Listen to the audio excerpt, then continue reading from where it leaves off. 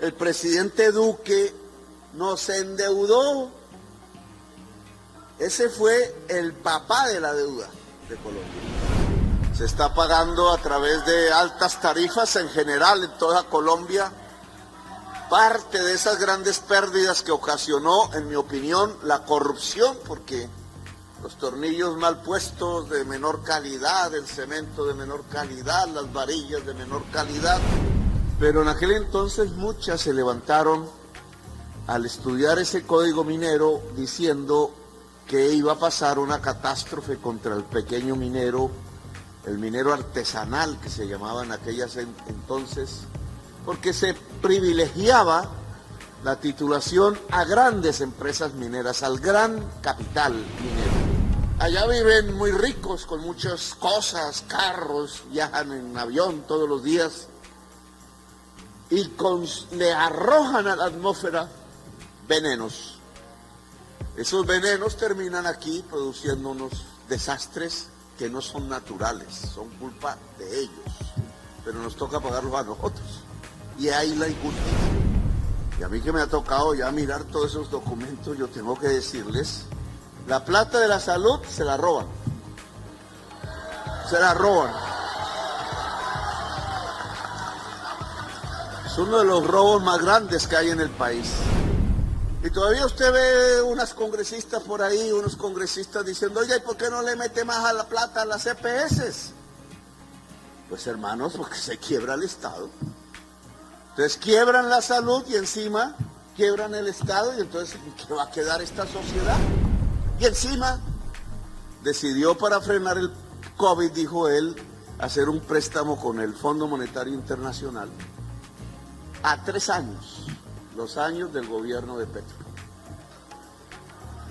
Ese fue magnífico. El único país del mundo que hizo ese préstamo, porque ninguno más cayó en esa tontería, a 3 años pagar, y por eso salta la deuda de 70 a 100 millones. Alcalde, usted aquí como primera autoridad le solicito, háblese con los señores dueños de tierras, haciendas, latifundistas.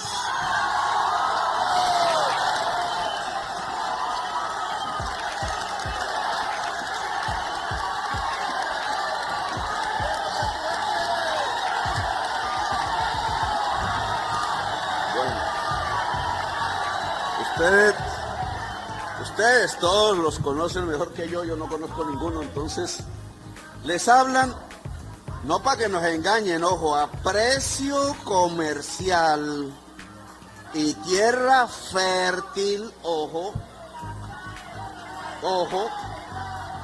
nosotros estamos dispuestos a comprarle las haciendas.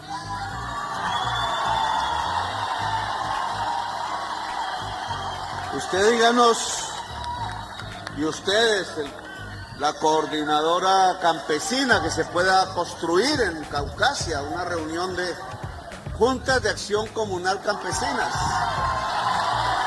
de veredas campesinas. Esta imagen del presidente Petro y parte de los funcionarios de su gobierno entregando tierras, estimulando la creación de cooperativas campesinas y, como en este caso, entregando títulos de formalización minera, cada día parecen más comunes. Al principio se veían como una simple promesa de campaña, pero a medida que ha venido avanzando el gobierno, las promesas se volvieron realidades. En algunas zonas del país de manera lenta, pero muy seguramente la velocidad se incrementará a medida que se vaya acercando el final del periodo de Petro. Desde luego, estas entregas a población campesina o de bajos recursos no es un acontecimiento menor. Por el contrario, son cambios trascendentales y positivos para el proyecto de vida de muchas personas que en años anteriores vieron cómo los gobiernos de Gaviria, Uribe, Santos y Duque, por ejemplo, estaban favoreciendo con sus políticas direccionadas a los grandes terratenientes del país que hasta el día de hoy todavía poseen muchos territorios en Colombia. No será la última vez que Petro lo haga. Por lo pronto, en este evento las caras y la emotividad de la gente creo que lo dicen todo. Para rematar mi comentario, solicitarles especial atención a las cosas que dijo el presidente Gustavo Petro acerca de las acciones durante el gobierno de Iván Duque, es decir, las cosas que él hizo, que francamente dejan mucho que decir. Señora Señoras y señores, a continuación se dirige a ustedes el señor presidente de la República de Colombia, Gustavo Petro Urrego.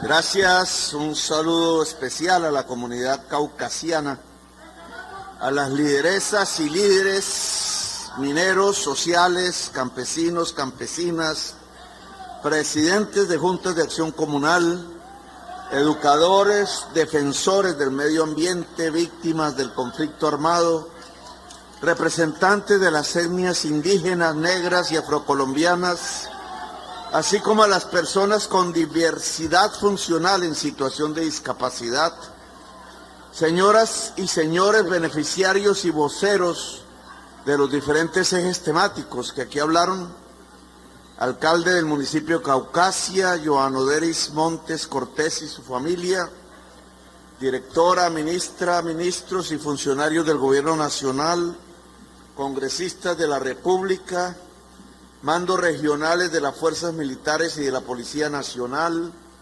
alcaldes municipales, concejales y gabinete departamental y municipal. Un saludo al grupo artístico y musical Pasión Danarte, medios de comunicación y en general a toda la comunidad que nos acompaña aquí en el día de hoy. Escuchando las intervenciones, que la mayoría giró alrededor de temas ambientales, el agua en primer lugar, y en segundo lugar los problemas sociales, indudablemente, que como todas las regiones de Colombia se tiene, el problema de la tierra en este tipo de región, el agua, la tierra, la vivienda y la minería, específicamente la minería del oro. Por acá empiezo porque fue el eje de la entrega por primera vez, dicen, yo quiero corroborar eso bien, porque siendo congresista joven todavía, en el gobierno de Andrés Pastrana, ese gobierno entregó al Congreso un proyecto en ese momento que se denominó del Código Minero. Y fue estudiado por el Congreso, por donde estaba. En ese entonces muchas voces de congresistas se levantaron, cada vez se levantan menos voces de congresistas a favor de la gente, pero en aquel entonces muchas se levantaron al estudiar ese Código Minero diciendo que iba a pasar una catástrofe contra el pequeño minero, el minero artesanal que se llamaba en aquellas entonces, porque se privilegiaba la titulación a grandes empresas mineras, al gran capital minero, alguno nacional y muchísimo internacional, multinacional. Es así como la gran mina tradicional del oro de Antioquia, la denominada Buriticá, que estaba desde tiempos ancestrales precolombinos, se convirtió hoy en una mina de una multinacional. Y se fue desplazando entonces la actividad del pequeño minero, no solamente del espacio geográfico del lugar, sino también del cuidado del gobierno y del Estado. El Estado solo miró la gran minería. El pequeño minero quedó en el olvido e incluso se convirtió en un ser perseguido por el Estado.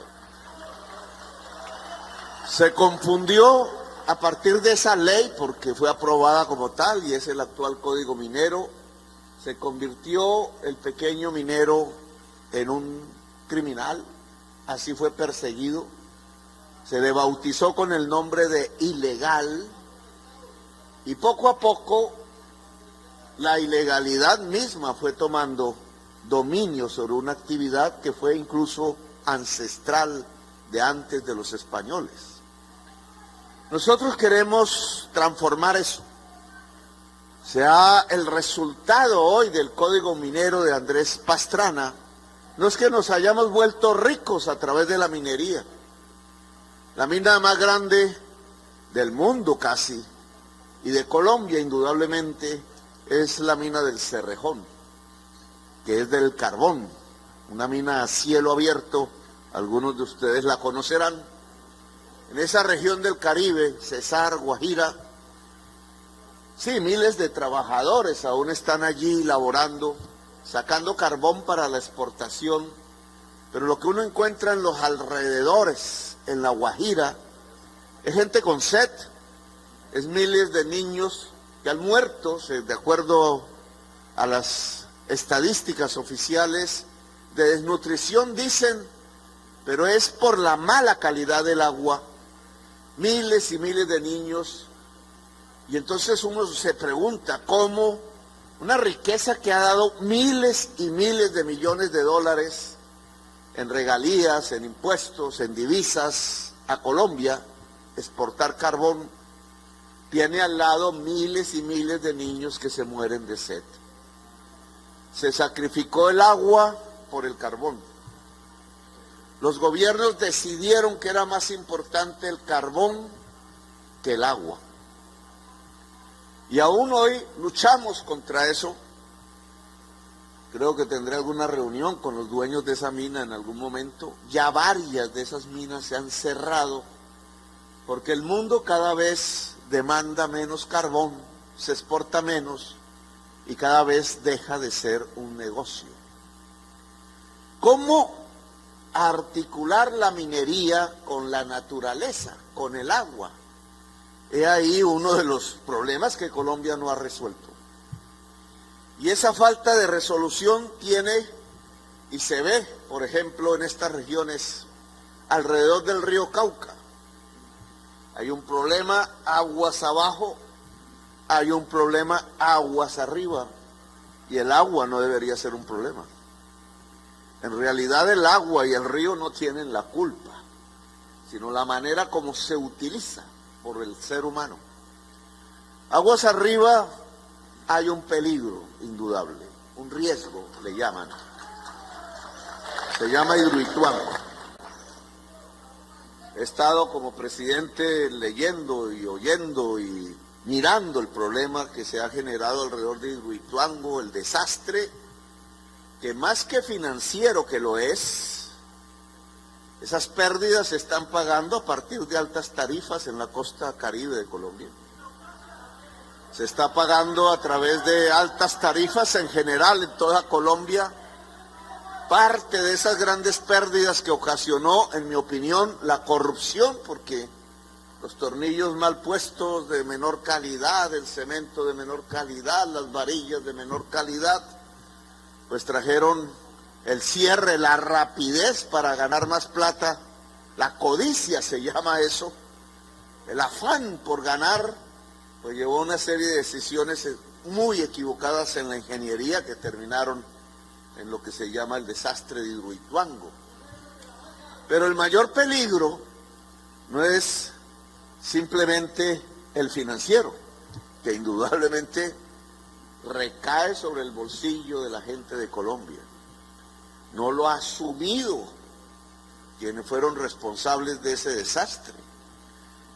El mayor peligro está sobre la vida, y es ahí donde más debemos tener cuidado, porque no es 100% seguro, todos sabemos, la operación en Hidroituango. Tal como quedaron las cosas, hasta ahora van la mitad de las turbinas funcionando, han logrado, porque había mucho temor, yo tenía mucho, ese día hubo un PMU, cuando se sabía que se iba a prender la primera turbina, y no sabíamos si la vibración, si el empuje y la velocidad de ese gigante mecánico podía derrumbar los muros y repetir el episodio. Entonces, estuvimos atentos hasta ahora, lo cierto es que no se ha producido, pero el riesgo existe. Y el riesgo se mitiga, y esa es una tarea que quiero que escriban ahí, porque es la Unidad Nacional de Gestión del Riesgo la que tiene que estar con ustedes permanentemente para disminuir el riesgo. No se elimina cero al 100%, no. Pero hay mecanismos de alertas, de educación de la población. No se debería vivir así porque ustedes no son los que decidieron poner ese embalse allá arriba. Pero allá arriba está.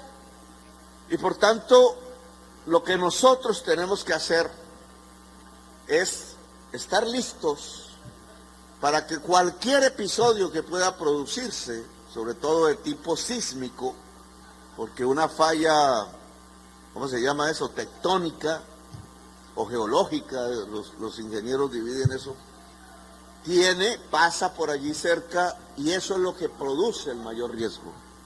Alistarse, prepararse, educarse, tener los sistemas de alarmas, vivir en cierta forma sin dormirse ante el riesgo, sino prepararse como comunidades, es algo que una responsabilidad del gobierno nacional, también de Hidroituango, que debería financiar los programas que tienen que ver con la mitigación del riesgo aguas abajo llega hasta Magangué, quizá más allá, porque al pasar al río Magdalena también provoca una serie de consecuencias. La población tiene que vivir lo más que se pueda segura, y ese debe ser un objetivo del gobierno de Colombia, potencia mundial de la vida, del gobierno del cambio. Aguas abajo también, además del problema que tenemos todos aquí, tenemos el tema de la destrucción del río, de la destrucción del agua, de la conversión del agua de ser fuente de la vida en quizás ser fuente de la muerte, que no es culpa del agua, sino de su utilización. Allá está la Mojana más abajo, está Magangué y la desembocadura en el río Magdalena. Sí hay mercurio, indudablemente. Sí hay un impacto en la destrucción de cauces que terminan en inundaciones gravísimas. Quizás las más graves de Colombia se producen aguas abajo de esta región. Inundaciones a las cuales nosotros, y ahora a pesar de este sol y este calor que hoy están aquí, pues según las predicciones del IDEAM, tendremos de nuevo, en unos meses hacia adelante, una exageración de aguas que inundarán de nuevo el territorio. Tenemos que entonces, como decía la canción del hombre caimán, que convivir con el agua, no estar contra el agua. Convivir con el agua es un arte, y quienes más saben son quienes más han vivido en la región. Es el pueblo, la historia, la sabiduría popular. No son tanto los ingenieros de Bogotá, que a veces no saben de la región ni de cómo se vive en la región. Convivir con el agua es fundamental ahora. No quisiera extenderme mucho sobre otras regiones y entrar en esto, pero hoy fíjense ustedes cómo es la paradoja de la vida. Nosotros venimos desde finales del año pasado, desde antes, anunciándole al país, porque hay formas de ir midiendo, exactamente porque se mide la temperatura del Océano Pacífico, y entonces se puede calcular que viene un periodo de sequía muy fuerte o viene un periodo de lluvias muy fuerte, a eso le dicen el niño y la niña.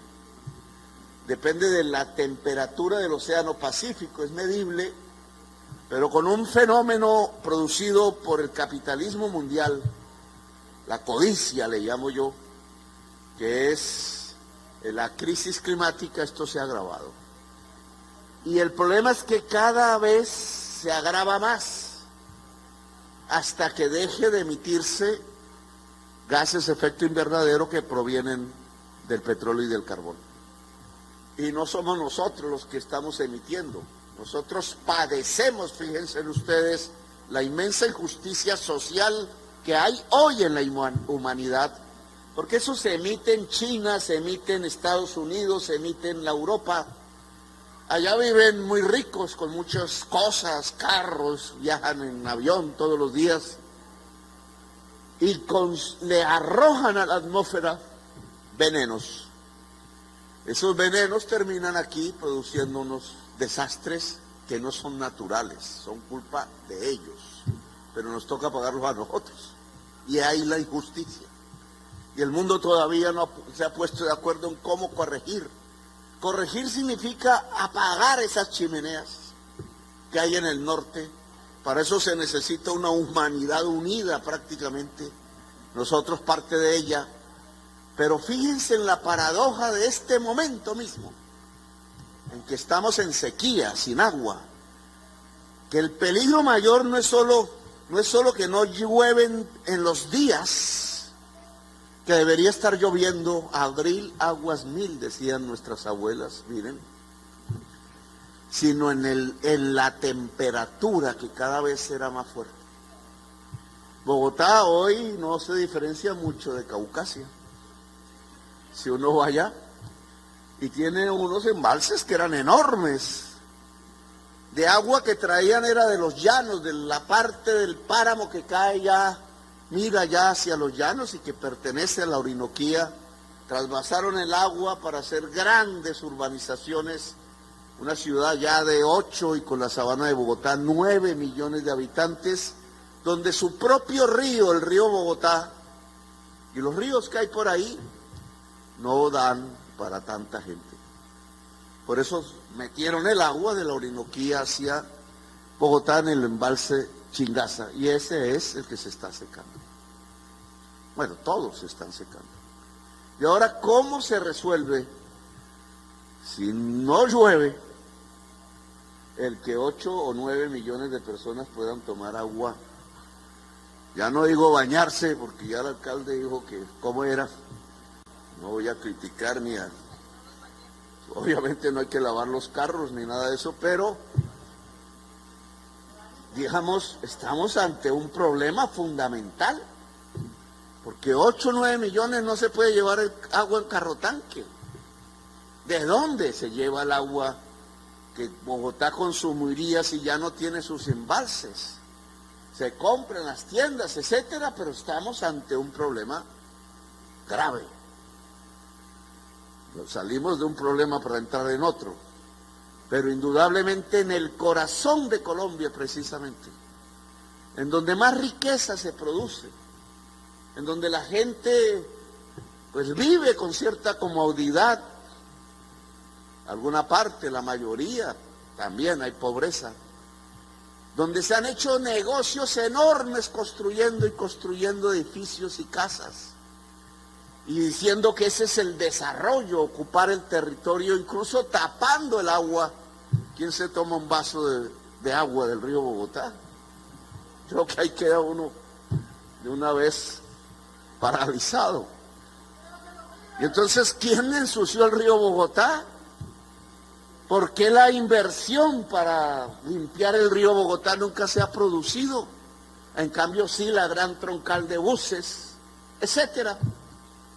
Entonces, negocio y negocio, pero lo que tiene que ver con sustentar la vida, nada. Lo que sustenta la vida es el aire, es el agua, es la comida. Y en el ser humano, la comida del cerebro, la educación. Temas... Esto que es simple, no estoy hablando aquí una gran teoría filosófica ni nada, lo sabemos todos. Entonces, ¿cómo vivimos? Pues tenemos que tener aire, tenemos que tener agua, tenemos que tener algo de salud, porque si nos pica el dengue, nos podemos morir. Y como seres humanos inteligentes también tenemos que tener un libro, una enseñanza, educación, salud, agua, alimentación. Tierra. Porque la alimentación sale de la tierra y del agua. Tierra, agua, salud y educación. Cualquier godo, regodo de la política estaría de acuerdo con nosotros. Cualquier liberal, cualquier persona que no tenga ganas de hablar de política, dice, ¿qué necesitas antes de nada? Pues agua, alimentación, aire, salud y educación. Y si uno coge el presupuesto nacional, las inversiones públicas que ha hecho Colombia en los últimos 20 años o 10 años, se dedica la plata a eso. Y a mí que me ha tocado ya mirar todos esos documentos, yo tengo que decirles, la plata de la salud se la roban. Se la roban. Es uno de los robos más grandes que hay en el país. La plata de la educación, cada vez hay menos plata para la educación, había hasta que llegó este gobierno. Escuelas caídas, no hicieron universidades públicas, entregaron la plata fue a las universidades privadas, algunas muy buenas. La plata para el agua, fue la discusión de anoche, estuvimos hasta la 1 de la madrugada. La plata para el agua, ¿dónde está? Y nos hicieron las cuentas, ¿cuánto vale tener agua potable en toda Colombia? Y con sus sistemas de tratamiento ya del agua residual, que llaman PETAR, que aquí se ha puesto como uno de los grandes objetivos. ¿Cuánto vale solucionarle a todos los pueblos y a las ciudades y al mundo rural de Colombia? En todas las regiones hay unas más afectadas que otras. Que la gente pueda tener agua potable y que ese agua ya usada se pueda entregar limpia a la naturaleza. Y el resultado que dicen los técnicos del gobierno es que vale 100 billones de pesos. 100 billones, ¿no? Ahora ya decir millones no, ya no es nada. 100 billones. Hicimos varias preguntas. Una vez se me puso el gobernador de Antioquia muy bravo Estábamos comparando solamente cuánto valía tener agua en el Urabá y cuánto valía el túnel del Toyo, y por ahí se me pusieron muy bravos, pero quiso hacer las cuentas ya no de Urabá, sino de todo el país. 100 billones de pesos vale. ¿Cuánto se ha gastado Colombia en las carreteras en los últimos 20 años? ¿O cuánto planea gastarse en los próximos 30 años? Y da una cifra que es 100 billones, similar. Claro, uno se hace la pregunta, ¿qué debería ser primero? Pensamiento fácil dice, no, pues ambas cosas. Es decir, nos conseguimos 200 billones, 100 billones para el agua, 100 billones para las carreteras, pero ¿cómo se consigue un 200 billones? Los ricos no nos pagan los impuestos casi. Cada vez que se presenta una reforma tributaria para los ricos dicen que no, señor, que no más impuestos. El presidente Duque nos endeudó. Ese fue el papá de la deuda de Colombia. Nos endeudó. Y este es un tema que quiero que se sepa también. El año pasado pagábamos 75 billones, o sea, casi todo lo que podría ser entregarle agua a los colombianos. Pero se le paga a los bancos internacionales, es la deuda de Colombia.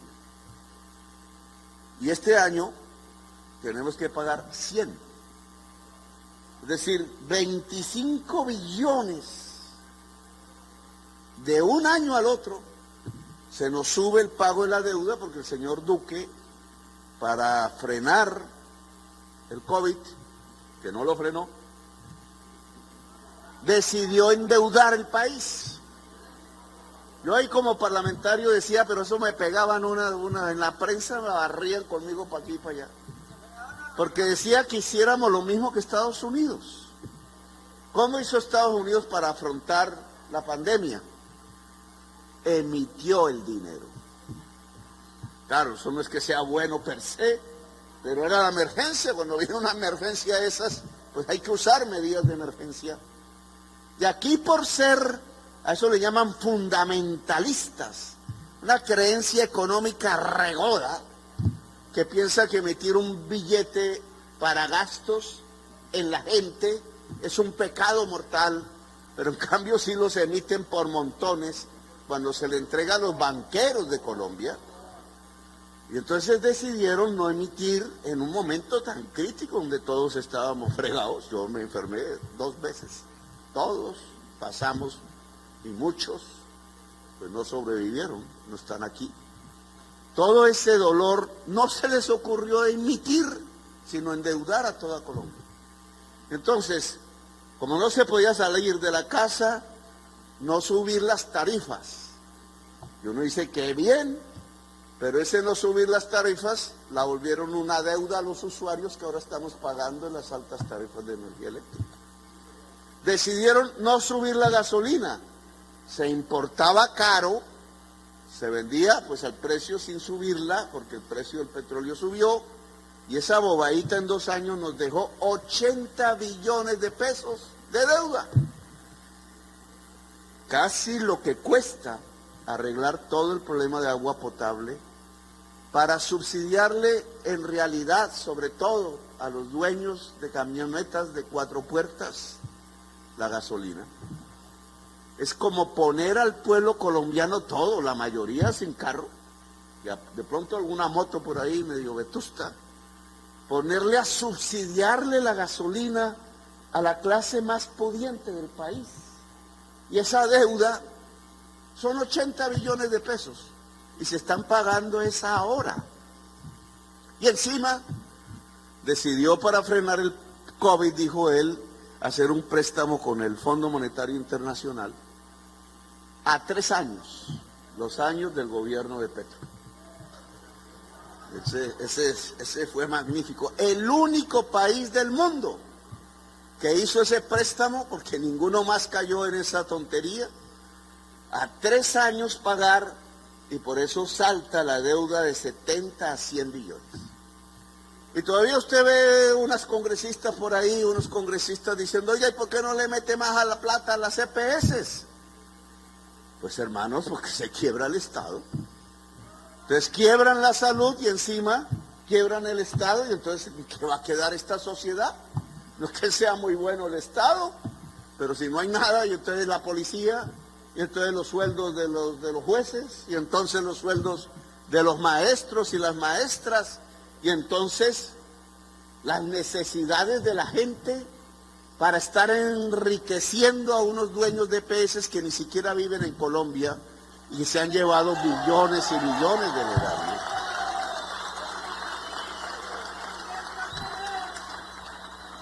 Yo voy a hablar con la señora Griogeva, se llama, ¿cierto? Griogeva, que es la directora, presidente, no sé bien, del Fondo Monetario Internacional, para cambiar esa deuda de corto plazo por la misma deuda, porque hay que pagar, y nosotros pagamos, pero en el largo plazo. De tal manera que puede abrirse un espacio de financiación mayor que el que tenemos para el gasto social del pueblo colombiano. El ministro de Hacienda va a viajar ahora, que hay una reunión de todos los ministros de Hacienda, ¿en dónde es? En Estados Unidos, en Washington, y debe llevar este mensaje del presidente de Colombia, la señora Griogeva, que la quiero mucho, que un besito, y que vamos a hablar de cómo volvemos mejor el perfil de la deuda de Colombia, porque nos están ahogando y ahorcando. Entre los EPS y eso de los EPS pareciera un grupo guerrillero, y los EPS y la política del Congreso, que cree que el presupuesto se puede estirar y que consiste en la actividad política en entregarle el dinero público a los ricos multibillonarios. Nos están ahorcando y no puede ser. Estos 100 billones de pesos que cuesta el agua y la petar, en donde estaría incluida incluso para Bogotá la petar del río Bogotá para que no ensucie ni el río Bogotá, aguas abajo de Bogotá hacia Girardot, ni el río Magdalena, termina en Barranquilla. Todo lo que se hace en Bogotá, toda la suciedad de Bogotá termina en Barranquilla, pasa por medio país, a los ojos de todos, aquí cerca. 100 billones tiene que ver con los acueductos de los pueblos del Urabá, con los acueductos de los pueblos de Córdoba, de Sucre, como dijimos hace poco, tiene que ver con lo que ustedes aquí han planteado la mayoría, con la Petar de Caucasia, con que haya agua potable en Caucasia y con que el agua que llega a Caucasia no termine inundando, sino que se pueda usar, ser medio de vida, sea Caucasia una potencia mundial de la vida, como queremos para toda Colombia. Los 100 billones que cuesta el agua, que la gente tenga agua, y que esa agua se devuelva limpia a la naturaleza y que estas sequías entonces no nos traten de esta manera, tienen que ponerse en un mecanismo que se llama vigencia futuras.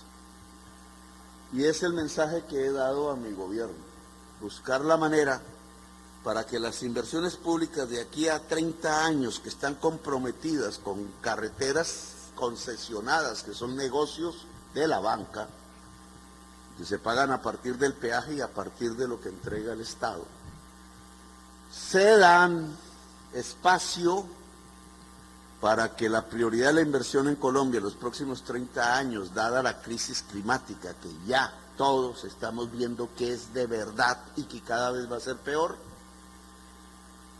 se da esa prioridad a las inversiones en agua y la limpieza del agua en Colombia. Y esa es una decisión a nivel nacional que quiero que ojalá podamos entenderla. Nosotros no vamos a vivir en una carretera doble calzada si no hay agua. Así de simple. Son necesarias indudablemente, como muchas otras cosas. Pero si no hay agua, no vamos a vivir.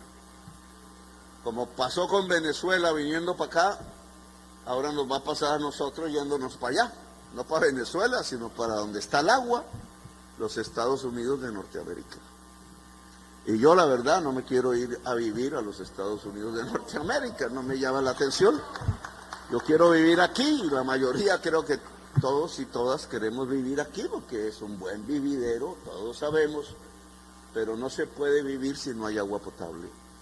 Luego, la principal inversión de Colombia en las épocas de la crisis climática se llama agua, no se llama cemento, se llama agua. Y el gobierno del cambio tiene que volver realidad eso en las normas, en el sistema de planificación y en las decisiones, ojalá irreversibles, que se tomen desde ya hacia adelante. 100 billones, si yo me gasto 1 billón al año, matemáticas, duraría 100 años en resolver el problema. Eso es lo que está pasando hoy. Se estaban gastando en agua potable, eso sin robarse un peso. Se estaban gastando en el gobierno pasado 300.000 millones al año. Si esto vale 100, ¿cuánto duraríamos en que la gente tuviera agua potable, algo tan esencial? 3 siglos. Ninguno de nosotros vería ni siquiera, ni nuestros nietos verían, ni nuestros bisnietos, ni nuestros tatarabisnietos verían el día en que todo colombiano tuviera agua potable a ese ritmo. Yo logré elevar eso a 1 billón, que es este año. Pero si se invierte 1 billón en agua potable y vale 100, demoramos 1 siglo. De 3 a 1 siglo, igual no lo vamos a ver nosotros. Pero si 1 billón volvemos 3.300.000 millones al año, entonces podemos decir que en 30 años todos los colombianos tendrán agua potable. Aún es lejos, pero lo podemos ver siquiera. Y entonces queremos traspasar esto, una inversión anual de 3.300.000 millones de pesos de Colombia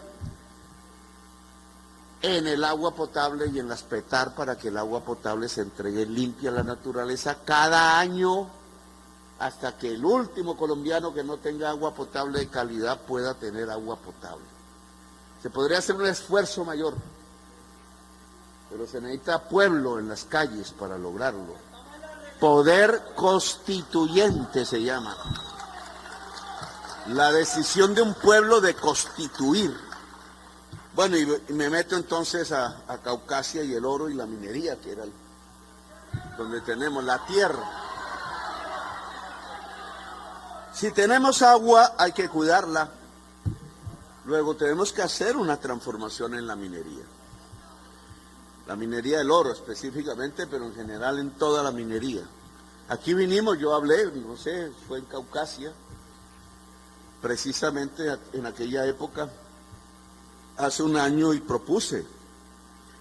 Lo habíamos propuesto en la campaña electoral, no estamos diciendo algo que nos inventamos, que queríamos transformar todo el código minero de un apoyo a la gran minería en un apoyo a la pequeña minería y la minería ancestral de Colombia.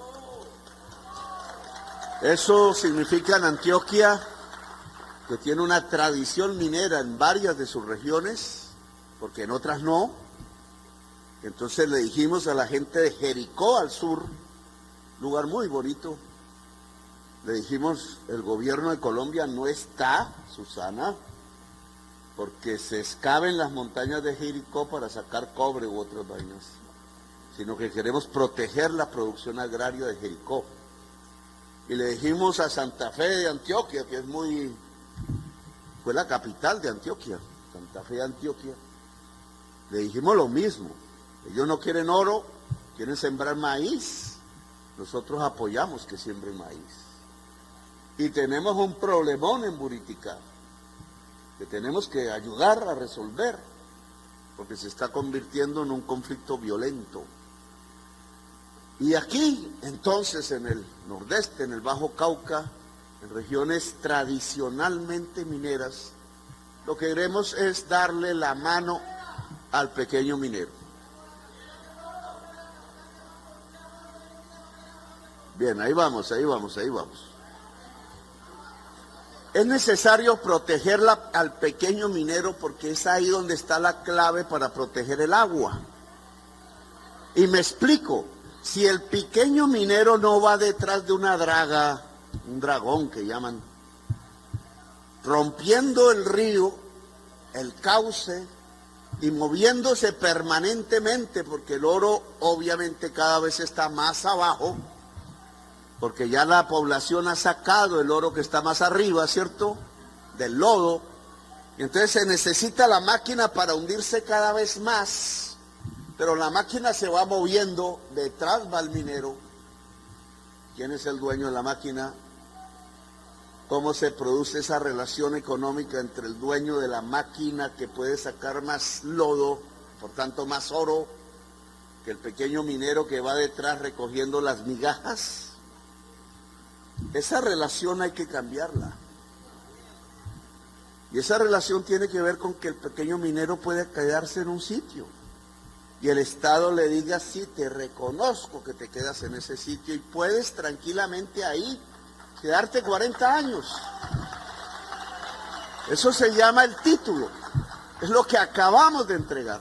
El título, o sea, te da el derecho de quedarte ahí 40 años, 30 años, o lo que esté el título.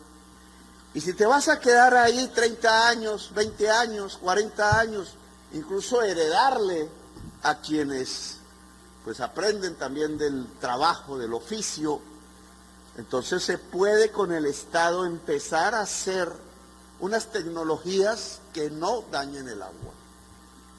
Es ahí donde podemos concretar el que podamos convivir entre minería y agua y naturaleza. Pero para eso tiene que haber una estabilidad del minero, no una inestabilidad. Tiene que haber una seguridad para el pequeño minero, no una inseguridad permanente. Tiene que ser un Estado que le da la mano al minero y no que llega con un fusil a sacarlo a la fuerza del lugar. No, es un pacto diferente. Quizás no, yo no soy experto y nunca he sacado un gramo de oro, ni tampoco fuera de la cadenita que me regalaron, tampoco lo he tenido, ni lo tendré. No, yo soy hijo más de gente del campo, de campesinos, pero estoy absolutamente convencido que este pacto, y qué bien que en Caucasia podamos hablarlo, Este pacto entre la pequeña minería y el Estado, el gobierno, debe darnos las opciones, y en esto tenemos que trabajar muy rápido, en que la vida de la familia del pequeño minero viva tranquila y segura, y que el gobierno pueda transformar las tecnologías con las cooperativas, con las asociaciones mineras en los territorios, de tal manera que el río Cauca ya no se vuelva un río de la muerte, sino un río de la vida, como siempre ha sido. 156 mineros, familias mineras, hoy tienen un título y es la primera vez. Nos llovió rayos y centellas porque los gobiernos anteriores habían delegado en los gobiernos departamentales de Antioquia la titulación minera. En la verdad, yo creo que el resultado no fue bueno. Antioquia se llenó de violencia, muchas regiones y de muertos, y de problemas. Ahora hemos recogido nuestro derecho como gobierno nacional que está en la Constitución, y este es el efecto: entregarle a pequeños mineros títulos. Y ojalá no sean 156, ojalá sean 1.000, 4.000, 10.000, 15.000. Ojalá no sea solo Antioquia, sino Nariño y el Chocó y otras regiones del país, Cauca. Ojalá la minería del oro sea absolutamente legal en manos del pequeño minero. Para eso hay que poner la comercializadora de oro que tiene el Estado por ahí a que compre el oro a precio justo y entonces exporte, bueno, lo que se quiera hacer con el oro y le dé dividendos a la región como municipio o al departamento o a la nación, como dicen las normas, y que pueda generar el oro no en un empobrecimiento de la tierra y de la gente y del agua y un derrame de sangre, sino que el oro pueda ser la base real de la construcción de una prosperidad, donde entonces a Caucasia pueda llegar la construcción del malecón y de un hospital de calidad y de la universidad para los niños y las niñas. Yo quiero, y anota ahí, Sandra, porque yo conozco esta región, porque nací más al norte, y no es diferente, es la misma región, somos los mismos. Entonces, más al norte se desataron muchas luchas campesinas por la tierra. Cultivar la tierra yo pienso que es un derecho, la Constitución lo establece. Alguien decía, la tierra es para quien la trabaja, hace tiempos. Y Colombia sería mejor si la tierra fértil fuera trabajada. Si produjera el maíz, si produjera la yuca, si produjera el arroz allá donde haya el agua, etcétera. Este gobierno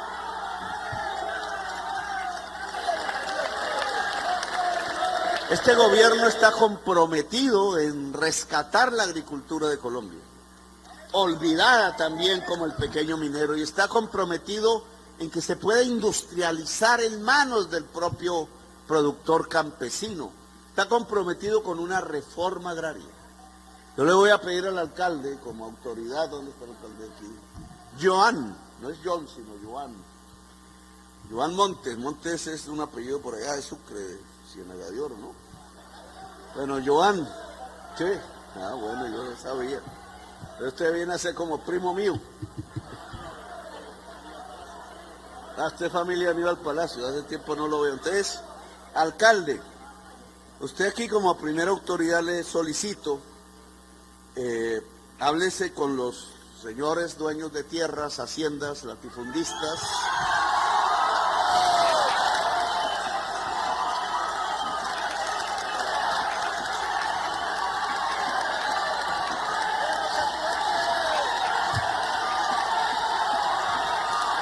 Bueno,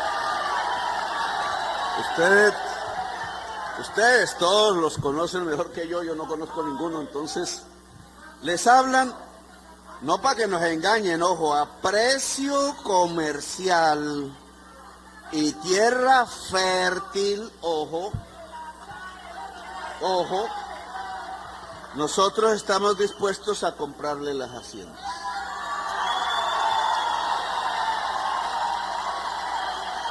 Usted díganos, y ustedes, la coordinadora campesina que se pueda construir en Caucasia, una reunión de juntas de acción comunal campesinas, de veredas campesinas. Díganos dónde hay, porque se las venían robando, ojo, dónde hay predios de la SAE, sea urbanos. Si hay un predio urbano o cerca a la ciudad, le pediría que organice a las familias que se han tomado los terrenos para vivienda en una asociación de vivienda, que integren una asociación de vivienda y el gobierno nacional va a ayudarles por autoconstrucción, o sea, trabajando, a construir las viviendas en un barrio que pueda ser legal. Y queremos que la coordinadora campesina del Caucasia, ustedes organícenla, de los demás municipios de la región, porque esto no es solo para Caucasia, indique hablando con los dueños como amigos, no es violencia, aquí no vamos a quitarle la finca a nadie, pero sí a negociarla a precio justo y que sirva para producir. Los que quieran vender sus haciendas, porque ya los hijos quieren es vivir en Miami y ya no quieren ordeñar una vaca ni nada de eso, el gobierno compra las haciendas y se la entrega al campesinado de Caucasia. Y seguro que podremos vivir mejor, y seguro que habrá más trabajo, y seguro que habrá más progreso, y que esta podrá ser la capital real de una comarca próspera que se ubica entre Antioquia, Córdoba, que llega hasta La Mojana, como las aguas del río Cauca, y que pueda ser una región de trabajo, de prosperidad, de paz, de seguridad y de prosperidad para todas las familias. Una Antioquia potencia mundial de la vida. Gracias, muy amables. Muchísimas gracias, señor presidente.